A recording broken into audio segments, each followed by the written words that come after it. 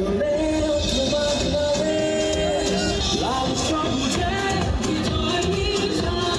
কেউ ভাবছি না, এটা বাবার বাহিরে আমরা কেউ কল্পনা করছি না যে এত সুন্দরভাবে এই পুরাতন নদীটা নতুন রূপ ধারণ করে। ধন্যবাদ দিলে কম হয়ে যাবে ব্যারিস্টার সৈয়দ সাইদুল হক সুমন ভাইকে। যারা ঘাম দিয়ে গোসল করে তারা ইতিহাস বদলায়।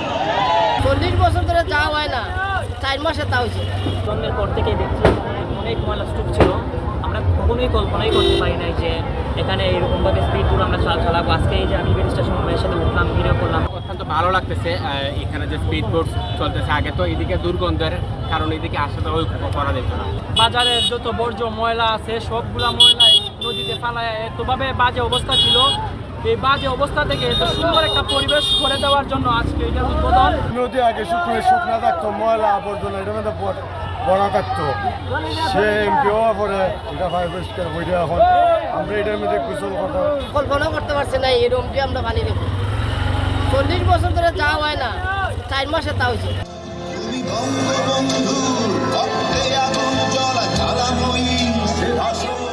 যারা ঘাম দিয়ে গোসল করে তারা ইতিহাস বদলায়।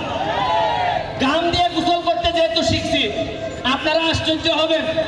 এই যে ক্যামেরাগুলা, প্রতিটা ক্যামেরা হাজার হাজার ডলার ইনকাম করে। জীবনের চিন্তা করছেন, ভিডিও হয় মরা নদীর উপরে, 8 টাকা ইনকাম হয়, নিউ ইয়র্কের ডলার ইনকাম হয়।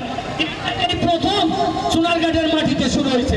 বঙ্গবন্ধুর সোনার বাংলা বানাইতে চাই, সবার সহযোগিতা চাই।